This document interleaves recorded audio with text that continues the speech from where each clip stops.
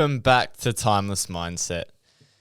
In this episode, we're doing the 10 biggest lessons I've learned from 100 episodes. Now, I've interviewed 60 guests so far, and I've learned a lot.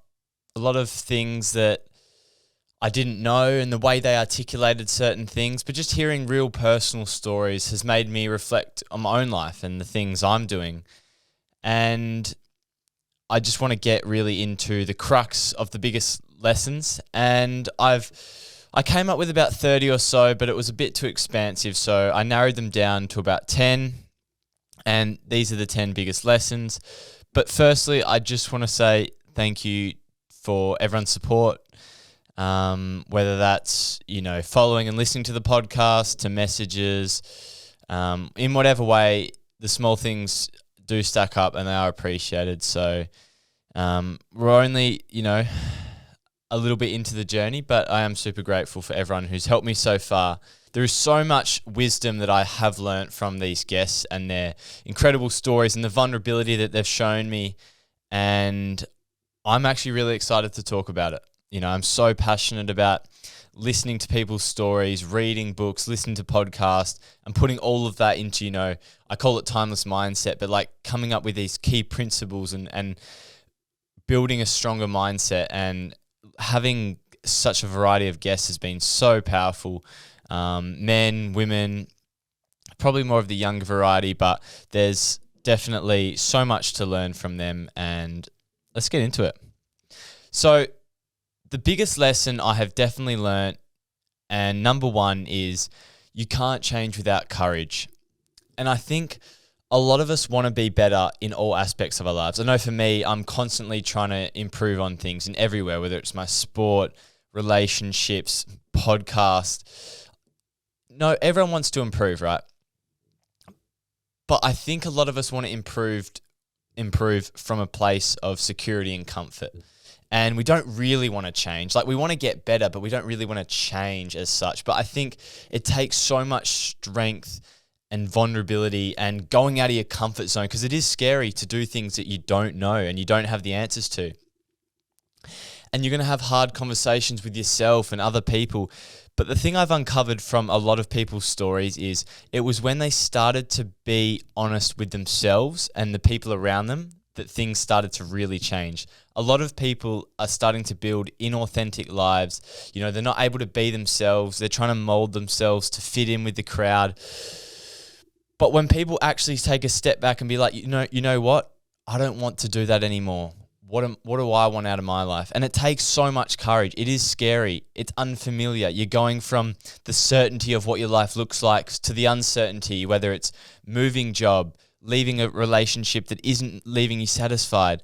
It's changing university degrees. It's having hard conversations with your parents about, things that happened in your childhood. It's uncomfortable because a lot of us want to make improvements, as I said, but as soon as it does get uncomfortable, we give in, or we let those negative emotions override us, the doubt, the anxiety. I know for me, along my podcasting journey, there's been periods where I'm like, I'm not getting the success that I thought I was going to get in terms of followers and growth. What is the point? You have to be courageous to keep going, to keep trying, and in whatever way it looks like. And a lot of these other lessons will help, are actually sort of aligned to my podcast journey. But a common theme in all people's journeys was getting out of victim mentality, taking responsibility for whatever their life was. Their life was at point A and they wanted to get to point B, but the only way is to get out of victim mentality and be like, you know what? I did certain things that got me to point A, instead of being like, the world made me into this point A situation. Like, there's a lot of things that you've done that have put you there. When you have the courage to take responsibility for that and take ownership of that, it gives you this incredible empowerment to, be like, if I got myself here, I can get myself out. And I think I'll link this with Brené Brown. I have this quote from Brené Brown, and I think it says, "Shame corrodes the very parts of us that believe we are capable of change." And I think a lot of us have gone through experiences in our life that make us feel like we're not worthy, not good enough, not able to change. And it's the way we view ourselves because of our experiences that create this fixed mindset that we aren't capable of change. I think it takes a lot of courage to be like, you know what? It's actually hard for me to believe that I'm good enough to change, but I'm going to have a go. And I really think I deserve better than what I have. And you do have to ask yourself, and these are the questions I have to ask myself, like, do you want to accept a subpar life? And if you're not willing to and you want better and you feel like you see better, or you feel like you know there's been better, you've been happier, you've been more satisfied, then you have to embrace and tap into courage and vulnerability and all those fearful emotions. Like, you're going to go through periods where you don't have answers, but that is where you find not only find out who you are and who you want to be, but you find real people, you find real connections, and you build a life that is authentic. And I think courage is the biggest catalyst for change in all these people's lives. They wanted to be better, but it was when they had the courage to actually take the steps to get there. They didn't just talk about it, they started taking action, and that is when their lives changed. So that is the biggest takeaway probably from all of these things, finding a way to be courageous. And also just wrapping that up, I think a lot of people's lives do change from a place of fear. And there's nothing wrong with that. It's great activation energy. I know for me, I used regret as a framework. Like, what am I going to look back in 5, 10, 15, 20 years and think? Like, that regret, that kick-started my my action.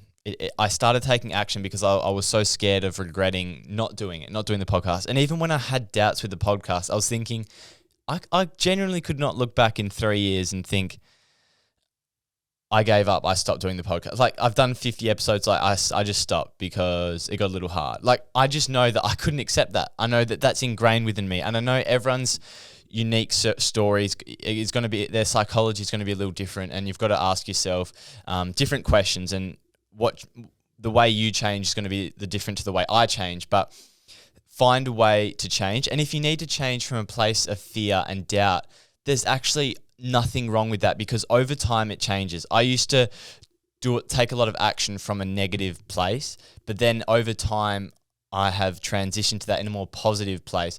The best example is the gym, just so this can make sense. A lot of people start going to the gym because they want to look a certain way. It's more for the external reasons. They want people to have a better perception of their body. They want people to like the way they look. So it's more of an extrinsic sort of thing. Over time, they fall in love with the process of self-improvement, the discipline they had to instill, the way their mindset changed as a result of the action they put in the gym.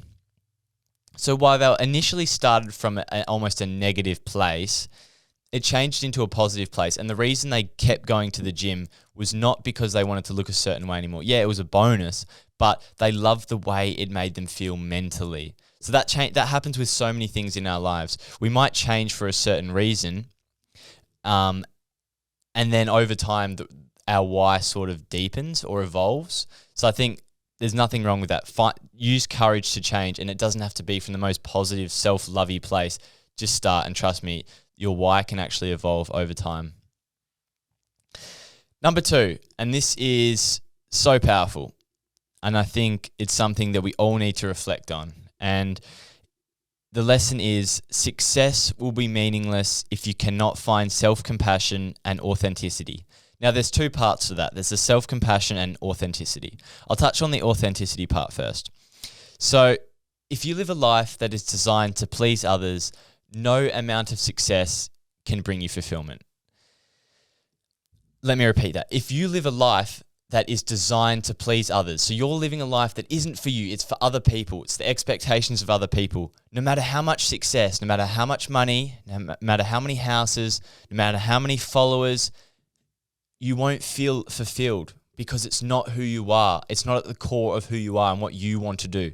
Like, we all hear this buzzword authenticity, but what it means is basically it's being you, right? So I think it's so important to figure that out almost before you get success. A lot of people find success and then they realize that they sacrifice so much of who they were to get that. And a lot of it they sacrifice is happiness. Like, a lot of people just want to be happy and feel good, but they sacrifice that because they think the destination is going to give them something.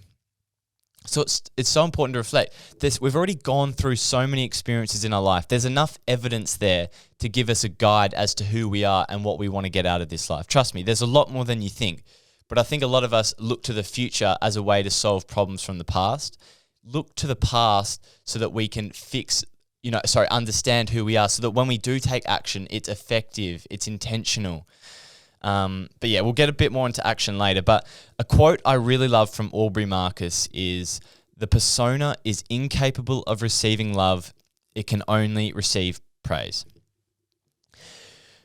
If you build a life that is inauthentic and there's a perception of who you are from what you do, your job, your career, the money you have, etc., that persona that people sort of talk about, it isn't going to receive love. It's only going to receive praise for the ego, for the external. It's not going to feel real and wholesome, and it's not going to have depth to it. So I think it's so important that we understand that you've got to figure out who you are, because success will be meaningless otherwise. And a lot of these stories that I've uncovered with people is that they just had a dream. Like, I had a vision. This is what I wanted to do.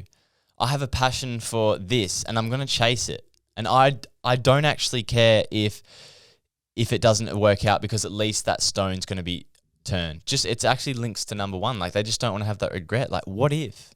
At least they did something they loved and they knew that they cared about it. And the second part to that is self-compassion. And it's a trend I have noticed with people I've interviewed. And this is a bit of an overall negative critique of the people I've interviewed. And it's something I'm actually critiquing myself on. We're just too hard on ourselves. And a lot of the people I've interviewed, they're just too hard on themselves. They're amazing human beings who have done so much. They've tapped into so much courage to change their lives. They've started to build they've started to build a life that they love. Yet they don't stop and sit back and reflect and say, you know what? You've done so well and you've come so far. I'm so proud of you. I think because they didn't like their life so much and they're loving what they're building, they're just trying to build more and more. But I think it's so important that along the journey, you take moments to reflect. You take moments to go, you know what? I love this. I love what I'm building. Yeah, I want to achieve more, but I'm loving this process, this journey, this evolution of who I am. I think it's so important that people find that self-compassion, that acceptance, because I think a lot of people, when they do change, especially the older they are, they look back and they think, I made so many poor choices. Like, they carry a lot of shame and guilt for who they were previously. So you have to accept that person didn't know any better, but now that person does. And that's okay. You have to be able to accept that, because it's great to live an authentic life, figure out who you are and build success. But if you never sort of accept and overcome that shame and guilt from the past, I think it's really hard to feel success, because you're carrying so much of a burden from like a former version of yourself, that inauthentic version. And even though you have become more authentic, that inauthentic version is still weighing you down, because that emotion, that negative emotion, all those experiences are still stored in the body, and that authentic version still has to carry it. So I think it's important that success, you need to be authentic, but also find self-compassion. Number 3, and something that I actually was aware of before, but only deepened my understanding, and it's expectations will ruin your happiness. And I think no matter what your circumstances are, if you continually expect to have more, you'll always be dissatisfied. I am the biggest advocate for striving for more, growth, self-improvement. I'm all about that. But I think it links to number 2. I think a lot of the people I've interviewed are so driven for more that they often forego a bit of happiness in the now, because they're comparing their current self to their ideal future self. And I do this all the time. Trust me, I'm just as guilty of it as anyone. I keep looking to the future and thinking, this podcast is going to grow. My footy is going this way. I'm going to start this business, etc., etc. And almost not being content with where I'm at, because I'm like, you know what? In the future, I'm going to get to here. The expectation of where you're going to get to can rob you of today's joy. And I think it's so important that you just need to, take moments in your day to be like, you know what? I'm doing something I really love and I'm proud of me. And whatever that looks like, you might not currently like your life, or you might not currently like the person you are. But if you're taking steps in a positive way, and you're taking intentional positive steps, you've got to give yourself a pat on the back for that. And that's what I do now. And I've gotten a lot better at it. I have a lot more self-compassion. I'm able to be a lot more grateful because for me, you know what? I'll be honest. I want this podcast to be bigger. I want to have more money. I want to build a successful business. But the more you sort of are drawn down by those things, it actually becomes harder to get because you're so fixated on it. You don't feel abundant in it. So obviously you almost repel it. There's a lot of quotes about the spiritual side of that, which I'm not going to get into, but I think it's so important that you sort of, you drop your shoulders and be like, you know what? I'm not there. I'll get there. I know I will. I believe myself because I'm taking actions that are going to try and get me there. And I think it's just and I think with expectations, I think comparison's a massive one. It's just stop comparing. Like, it's easy to say, but we compare to people's lives all the time. And I always compare to people who come on my podcast. It's just natural to think, okay, here's my life, here's your life. What are you doing? Because that's just how humans are. We like to compare. It's a way to relate to people is comparison. But I think what I've uncovered on this podcast with the guests so far is you'd be surprised that although these people might seem like they've got great lives, it's not always as good as you think. And that's not to say that they aren't, pursuing their dreams and it's all great, but they still experience a lot of negative emotions. I think we almost think that if I have that person's life, I'm going to be rid of negative emotions. They look so happy. I'm going to be so happy, and I almost fall into that trap sometimes. But these interviews have given me a lot of relief almost because I'm like, you know what? They look like they had it all figured out, or they look like their life was so good, but they're just as human as I am. And I can learn things from them, but I don't feel this pressure to now be them. I'm taking inspirations and learnings from them because it's so easy to fall into the trap of thinking this person has it figured out. So it's the expectation almost that but I think tapping back to the expectations, the reason it will ruin your happiness is because it takes you away from the present. Your mind is thinking about the future. And expectations, I don't think there's anything wrong with, expecting good things to come in your life. But there's a difference between expecting and almost taking action to get things. I think when I say expect nothing, that doesn't mean you should be accepting of circumstances in your life that you don't want, things you don't want. But I think the more you think things are just going to happen and the more you just feel like you're entitled to everything, the less happy you're going to be because you're not grateful for what you do have. And I have so much in my life, but I constantly do find myself thinking about what can add to my happiness. We want more things in our life, but why don't we get more out of what we currently have? And that is gratefulness. That's looking around. That's being content with how much we do have. And I'm guilty of it, but it's saying I've gotten a lot better at because I've actually put time into it. And it does take time. You do have to spend time thinking what do I like in my life? Genuinely, what do I like? Because it's so easy just to go through life and go through experiences, not actually reflect, because there's a region in the brain, I think it's called the reticular activating system, but basically it's a filter in the brain that almost sees things that you put your mind to. So if you're thinking more about things that you're grateful for and abundant in, whether it's friends, whether it's, books, whether it's the life you have, the job you have, the uni degree, the opportunities you have, the more you put your time to thinking about how great those things are, the more your brain actually notices it when you're in those same circumstances.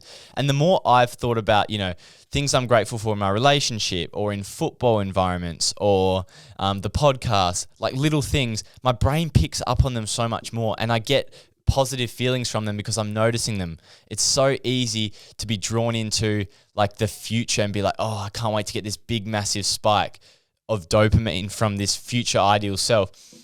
But if we just take a moment, just take a step back and be like, what do I really love now? And trust me,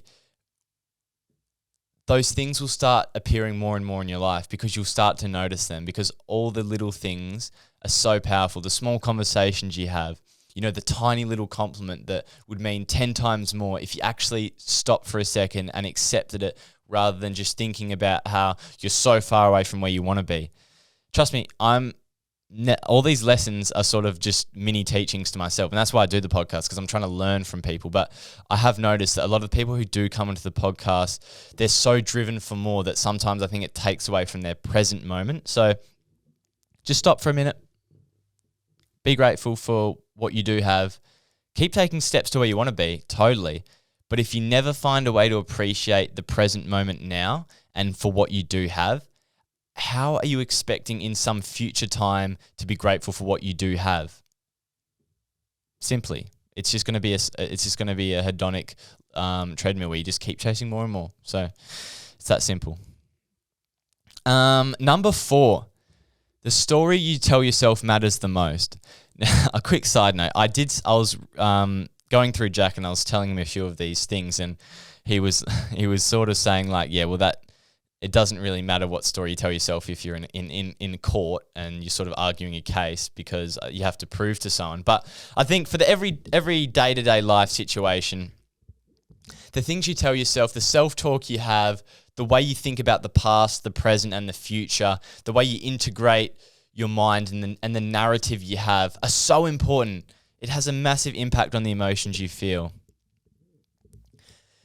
I think in relation to people's stories and the lesson I did learn, and this is why I learned it, is people are so quick to judge. Like, so quick to judge. And it's a massive theme. Not only have I noticed this in my own personal life from what I've been doing, but the guests I've had, like my friends didn't really support me, or I got a lot of criticism when I started. And I feel for them because I get it. But how did they get themselves out of that? Like, how do you overcome this pressure from people that you feel? Because it's naive to think that you can just grit your teeth through everything and, people's negativity doesn't affect me. Like, I know for a fact, for long parts of my journey, people's negativity got in my head. The most important thing is the story you tell yourself. Because I think whenever you do something out of your comfort zone, like I said, there's always that pressure pulling you back. People who want to bring you down to their level because they just don't know if they could do it. They're scared of your success to try something else. There's little voices in your head saying, give up, come back. You've tried, but Egan, it's probably time to stop the podcast. It wasn't really meant to be. There's a quote I found the other day. I don't know if this is exactly it, but its vision is the art of seeing something that is invisible to others. Now, I have a vision for my podcast. I have a vision for my business, and I'm sure you have a vision for your own lives, whether it's, a home, a massive career change, a football team that you want to make, whatever it is, small or big. There's so many things in your life where you see yourself getting there, but you feel like as soon as you tell someone, they aren't going to believe that it's possible, or you haven't even proven to yourself that you can do tiny, small changes. So you don't even know if it's possible. It's what you tell yourself that matters the most. Now, I believe a lot of confidence comes from, taking action, but it's the story we tell ourselves about these actions that matter. If you can see it, if you can see that vision of where you can get to, and you can get there, if you feel like there's a way you can get there, you have to believe in that. You have to tap into courage, like I said before, because you're not going to have the proof. You're not going to have the proof that you're worthy of doing it. And it's the proof paradox that I've spoken about in many podcasts. I don't have the proof that this podcast has success and it's worthwhile because what? Based on followers and listens, right? Because you start a podcast and I don't have a massive audience, right? I'm starting from scratch pretty much. I have belief in myself that if I consistently improve, get bigger guests on, learn things, improve the marketing, the content, that over time, it's going to get to where I want it to be. And that's the story I've been telling myself for most of my journey. And it's helped me be consistent and keep showing up. And it's helped me along my podcasting journey. The story that my guests have told themselves when they start taking massive risks in their lives and their parents are questioning what they're doing. Their friends are saying it's probably not the best thing to do. But they told themselves, you know what? I believe in this, so I'm going to keep showing up. I'm going to keep going. And that is so important. The little failures we have, what do we tell ourselves about that? Is that a lesson, or is that proof that we should turn back and head for sure? I think the way you think about everything in your life is so important, and it is hard to do on your own. It's so important to consult people who are good at these things. Now, I think I'm good at that because I'm able to help people think about their life in a more positive way. And that's what I like to do for friends and family. I like to reframe things, think about it in a different way. Because when you think about things in a different way, it can change the story you tell yourself, which can actually change the emotion that you feel. And emotions are the things that drives us, right? They give us energy to take action. So if we can change a story that from a disempowering one to an empowering one, it can really make you start taking action in a positive way. And keep showing up and eventually getting to where you want to be. So I also do think it's important, though, that we understand the difference between the idea of something for external reasons and having a genuine reason for it. I think a lot of people start things for the wrong reasons. They want to be looked at in a certain way. They want to overcome something in their life because they think it's going to solve a problem. But I think it's really important that it can be hard to get to the why of something. It's easy to say, ask yourself why. Why do you want to have money? Because I don't know, I think it'll make me worthwhile and people will think of me in a certain way. If you can get to the core of why you want to do something, it can save yourself a lot of time. And when I talk about the story you tell yourself matters the most, I think it's an important caveat to that is because you can delude yourself so easily. So easily. It's so easy to tell yourself you're doing something for the right reasons. This is amazing. It's positive. Only to get there and realize I was only doing that to impress this person. Or I was doing it just to prove someone wrong and I didn't actually really care.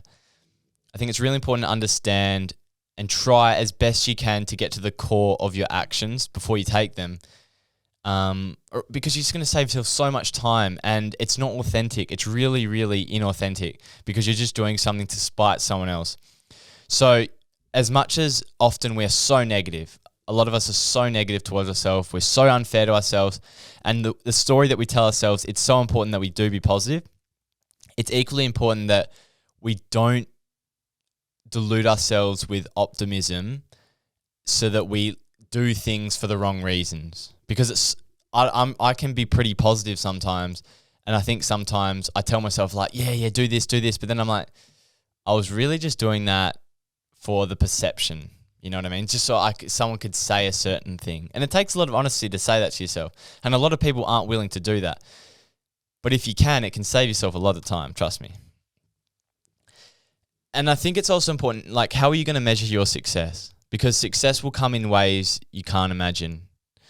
I think that we pigeonhole ourselves a lot in our success. And it's something I've noticed in people, and myself included. Like, it's so easy for me to be like, my success is followers, listeners, level of guests. But what about a great human conversation? What about the fact that when people come into my podcast, it gives them a chance to share their story, and then they get important people in their lives to listen, which builds their relationships. And the butterfly effect of my actions is massive, and the compounding of that. Is that the story I'm telling myself? Or am I saying, you know what, I expected to have this many followers and I've only got this? What a waste of time. So the story I tell myself is massive. Like, how are you going to measure the success of your actions and your life and your circumstances? That matters so much, because success can come in so many ways that you can't imagine. If you don't notice it by thinking about it and reflecting on it, you'll never appreciate it, and it probably won't feel worthwhile everything you're doing. Because a lot of us are doing so many positive things, but we overlook them for almost because of our insecurities. And that's understandable, but it takes away from our greatest gifts.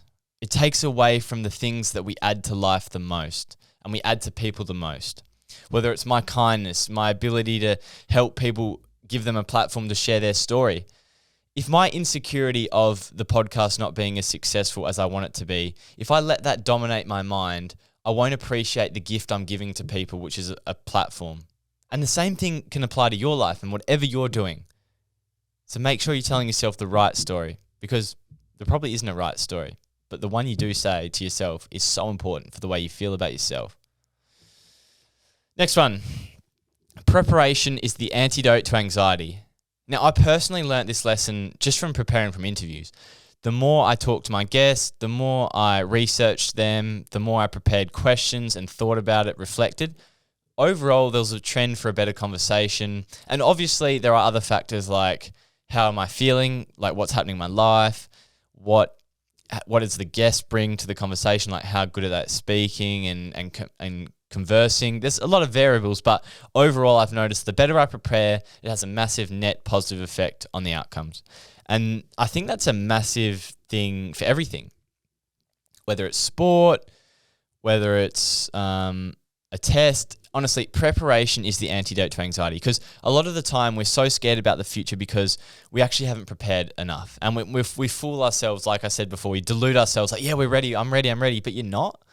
Like if if you're so confident in something, you won't feel too much anxiety. Yeah, there's a bit of nervous energy, but you won't feel too much anxiety because it feels right. You feel ready, you've done the work, you know that you have done what it takes to be successful. And yeah, sometimes a lot of things in life are subjective, and that's where, that's where anxiety can come in, because like whether it's a team selection for footy, like you can do all you want, but you're still relying on someone to pick you. I do think though, it gives you a lot of confidence and almost takes the pressure off, because you're like, I've done what I had to do. And I know for me, when I prepare for an interview and I rock up and I've prepared, I'm like, yeah, I know where I want to take this conversation. And it's a lot easier than like trying to make it up on the spot.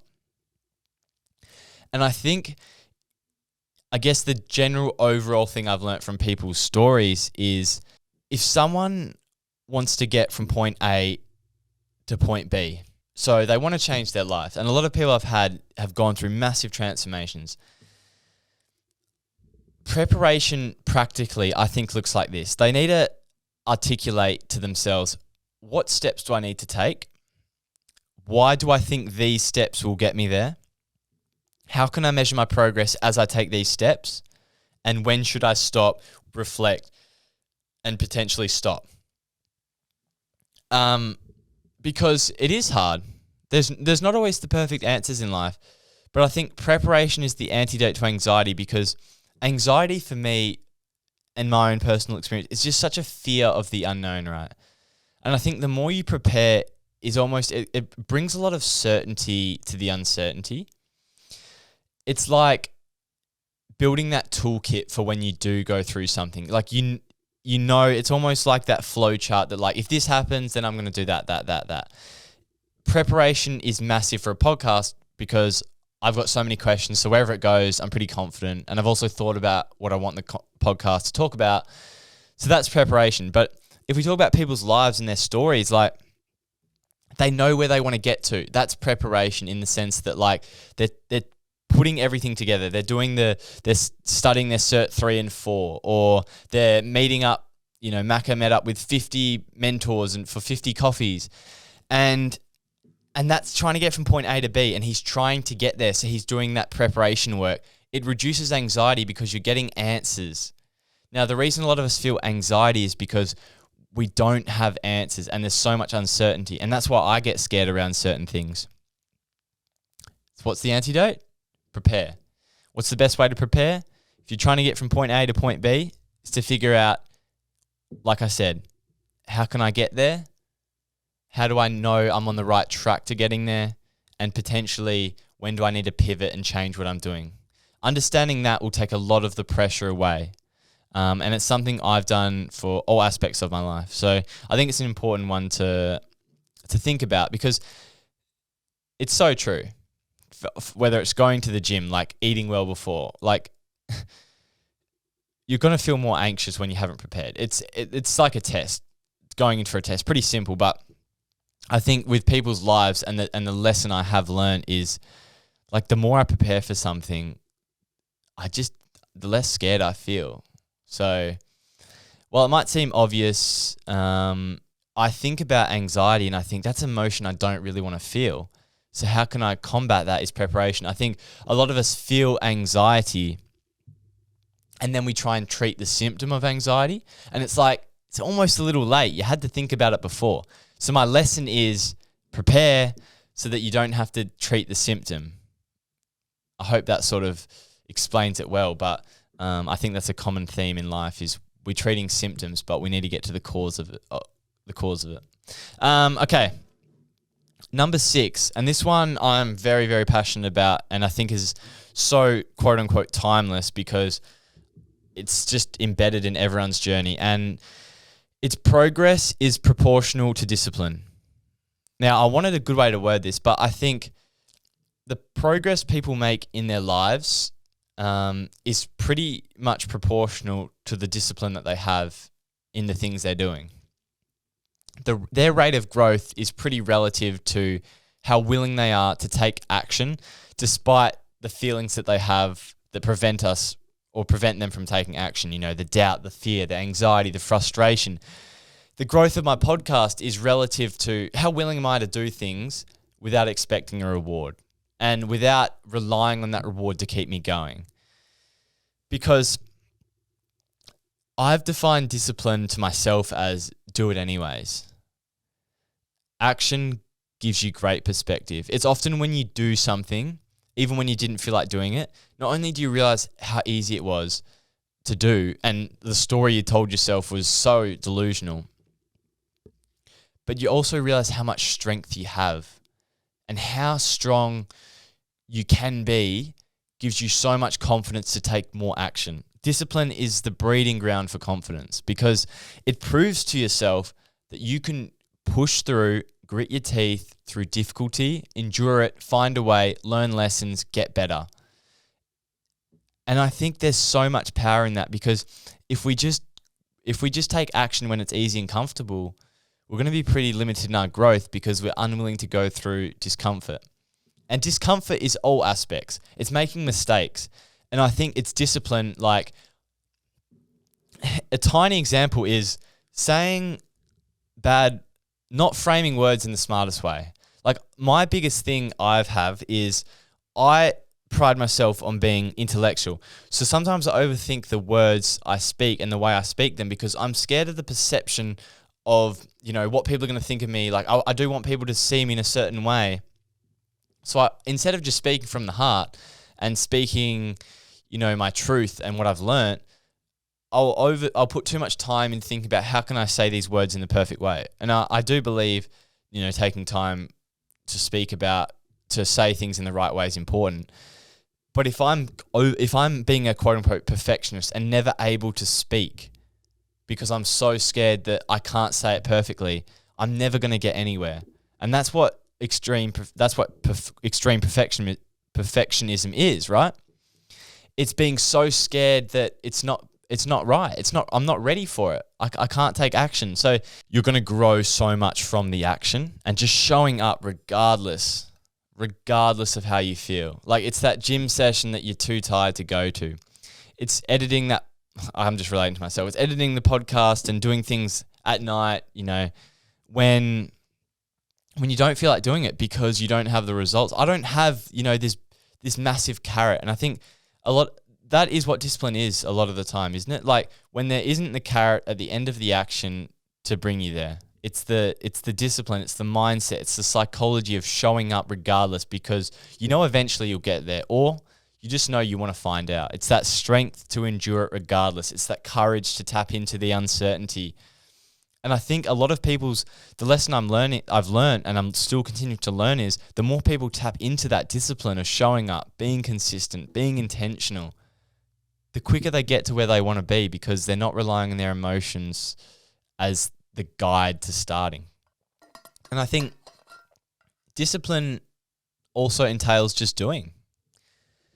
Discipline, is it a doing word? I think it's about taking action and not just talking about it. I think talking and reflection and thinking is so important, and I do a lot of it. But the more I take action and think about being intentional with my time and actually doing things that are going to get me from the point A to point B, the more progress I make. I think a lot of people do this, and I'm guilty of it, where we intellectualize, we overthink about the logistics of our actions because, we just want to almost fantasize about the future instead of actually just getting into the hard work. It's just an escape from the reality. And the reality is there's going to be a lot of discomfort and it's going to be boring. It's going to be tiring. You're going to get frustrated. Things aren't going to happen straight away. Yeah, there's so many ways along the journey you can make it more fun. And I talk about that in pretty much every single podcast, so I don't really need to tap into that. But there's so much you can do to optimize the journey. But if you're never willing to do it when it's uncomfortable, when are you going to be willing to do it? Like, most of the time that I've found things uncomfortable and I've started, I've actually become enjoyable. And a lot of that is to do with the fact that you just feel almost empowered because you showed up when you thought you couldn't. There's some powerful psychology in that. And I think it's important that we understand that as like the lesson we take away from that is you're going to grow quicker, so much quicker when you tap into this idea of discipline and showing up anyways. And discipline's been a consistent theme through every guest, whether it's their business or the gym, whatever it is, they're just continuing to show up because they believe in their vision and they know that they need to take action to get there. It's almost sort of putting a lot of these together.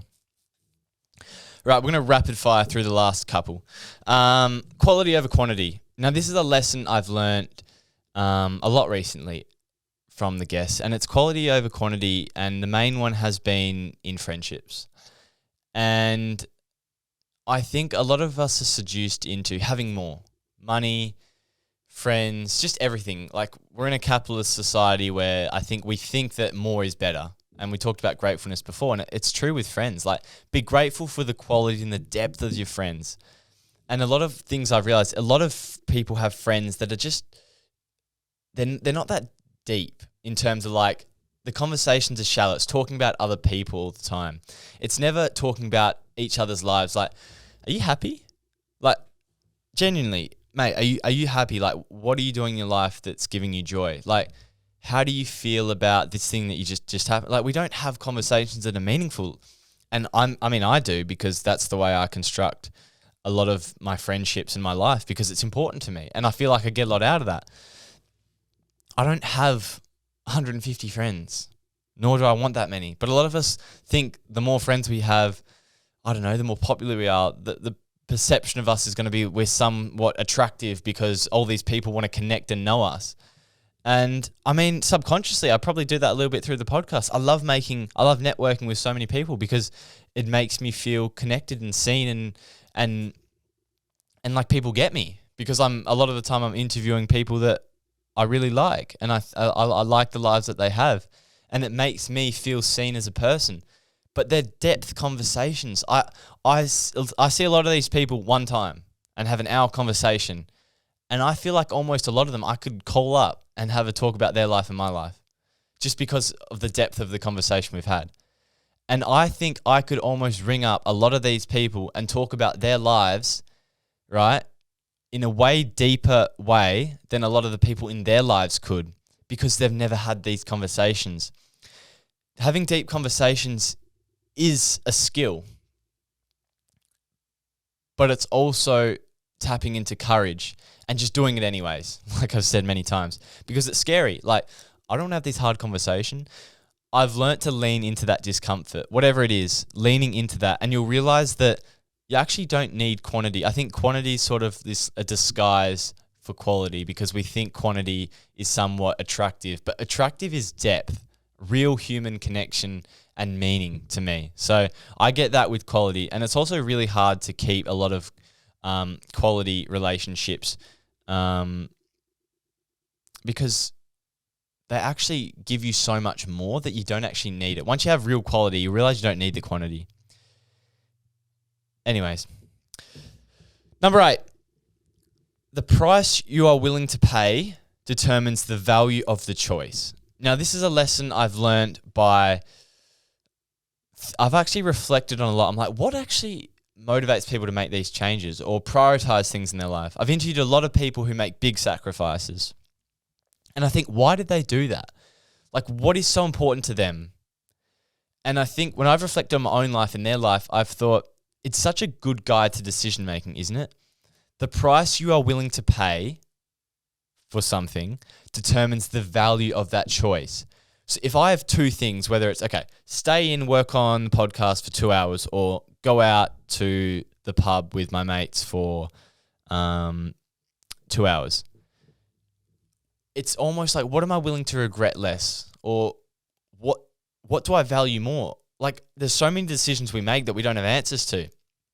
The price we're willing to pay, like, am I willing to pay, quality time with my friends or action and progress towards my goals? And that's what you're weighing up at the end of the day.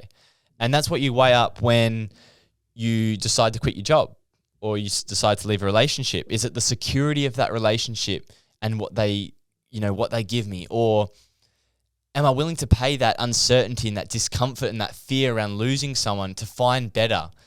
You're always going to make choices in this life. I think we make, honestly, I think it's 4,000, 5,000 choices a day. Could even be like 30,000. Ridiculous amount of choices. Subconsciously, we make them by looking at perceived value.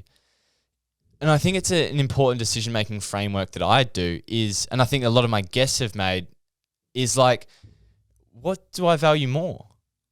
What actually matters to me and what is going to matter to me the most in the long run? And that's the best one.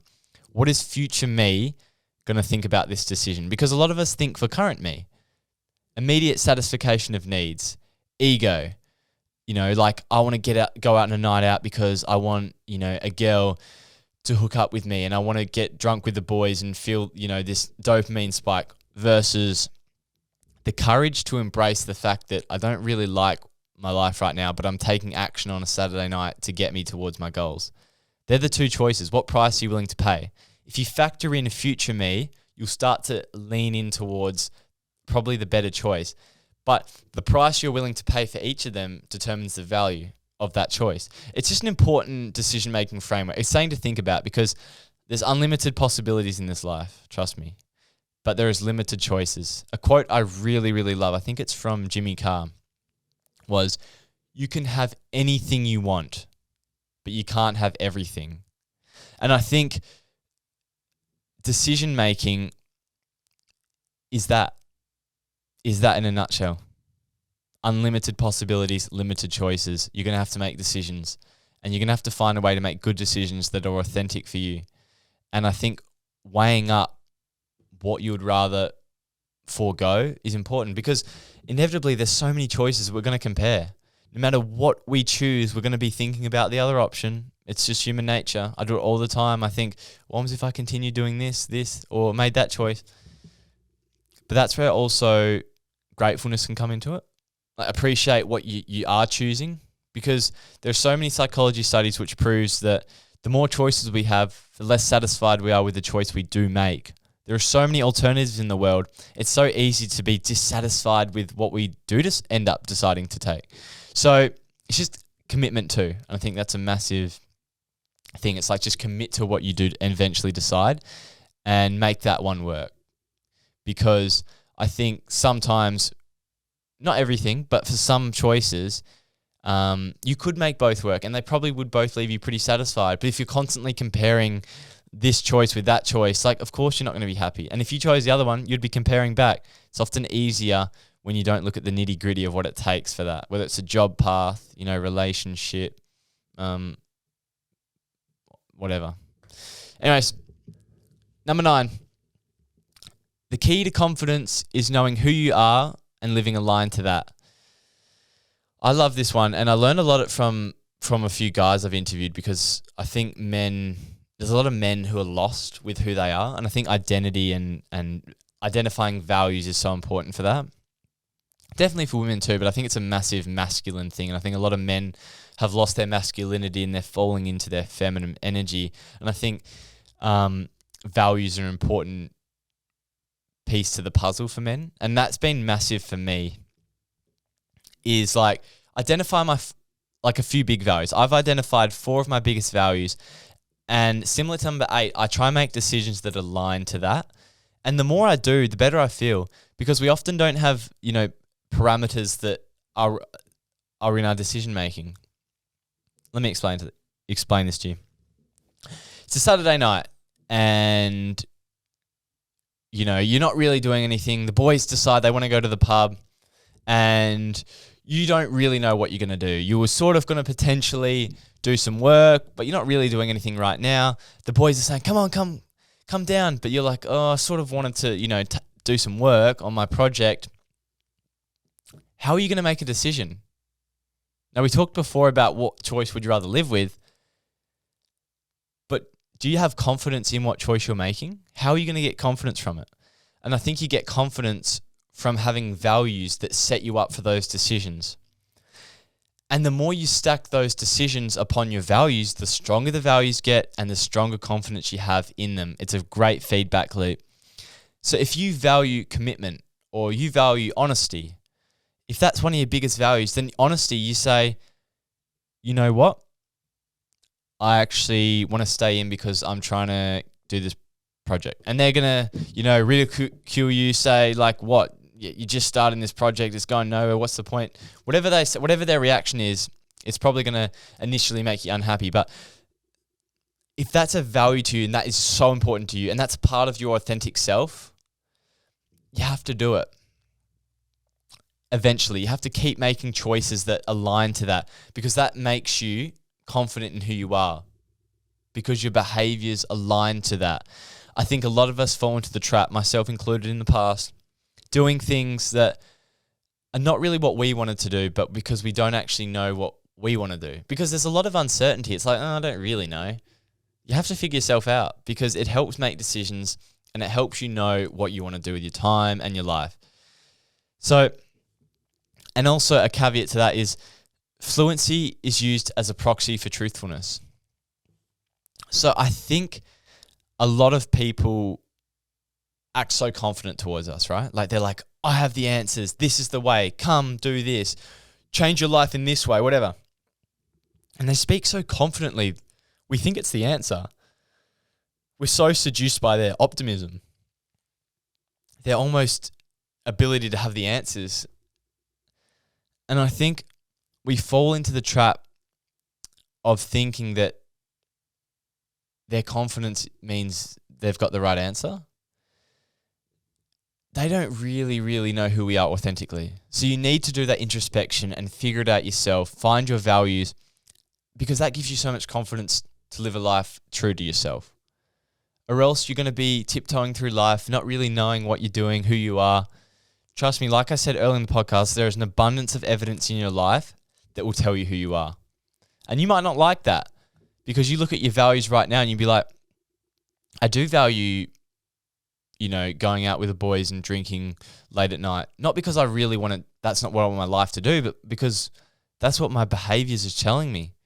Just because your current self has a certain set of values doesn't mean your ideal future self has to have them. But you need to be honest with yourself. So confidence is knowing who you are, finding values that you want to live by and living by them, living by your authentic values. It's the best way to progress your life into one that you just love and makes you feel good. And at the core of the timeless mindset thing is feeling better in a sustainable way. Because I think a lot of us, myself included, we do things to make us feel good in the short run that compromise us in the long run because they're quite empty. True? Scrolling on your phone? Trust me, we all do it. But if you can figure out some big things in your life that you can change to give you sustained happiness and figure out what you do value, and you start to make more decisions that align with that future self, trust me, confidence will go through the roof, life will get better, you'll feel better, weight will get lifted off your shoulders because everything starts to feel real and the rewards you get from living you are so important to you. They're not, inauthentic and designed for someone else. So it's an important one to think about. Number 10, and this one I've alluded to earlier in the podcast, but I thought it would be a great way to wrap it up. And it's number 10. It's no one has it figured out, including myself. I definitely do not have it figured out. I used to think that interviewing people would solve some answers to the problems I had in my life. Like I used to think that like if I could listen to as many people as possible, there has to be something in there that would give me the secrets to success. And there are a lot.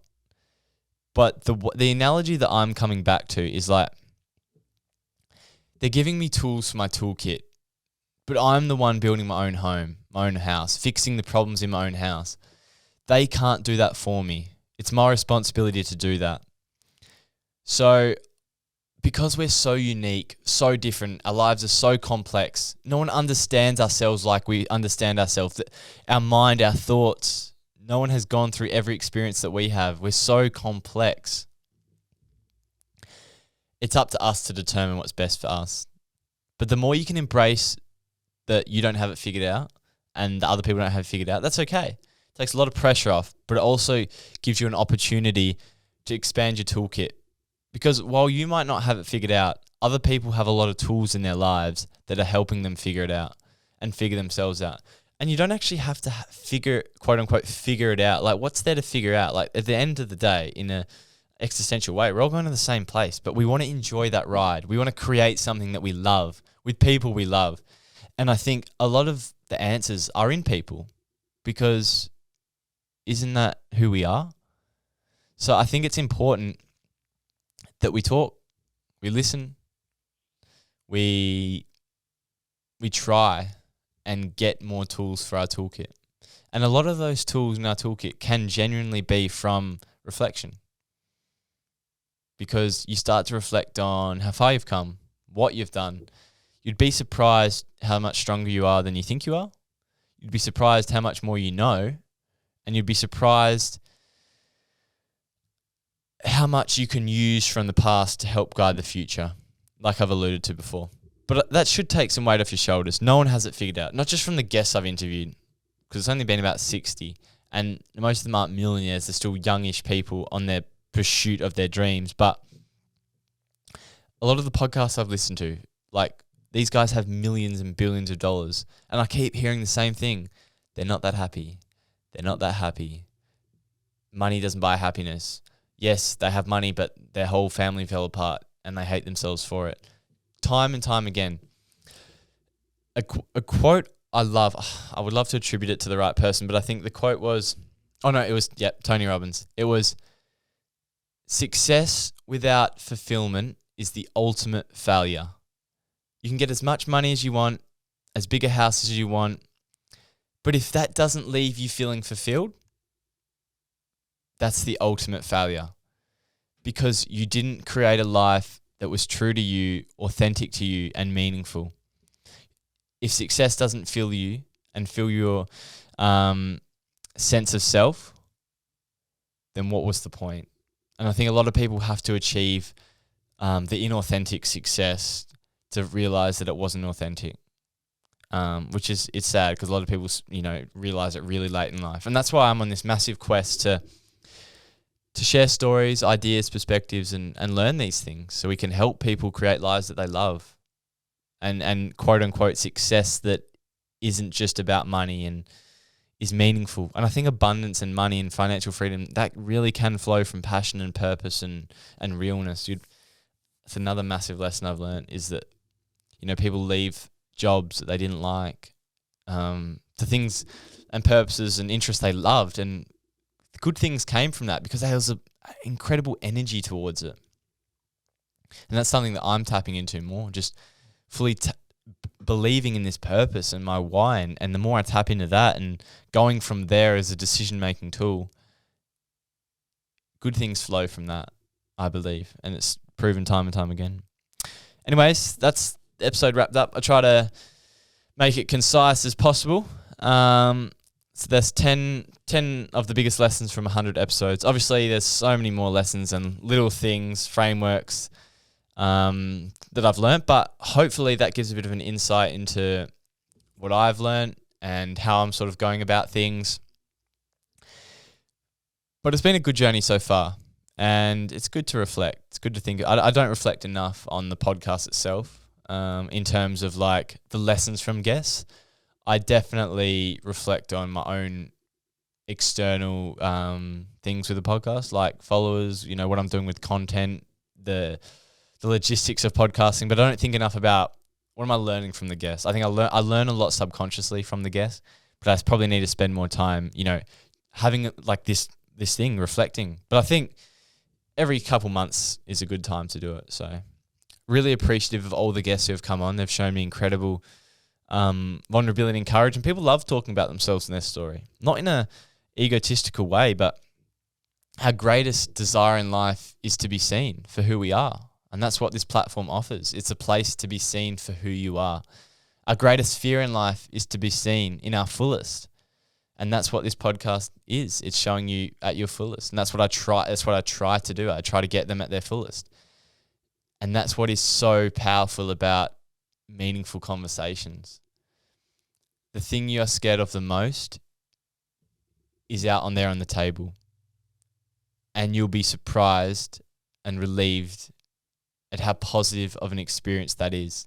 When people around you realize that I actually really love this version of you.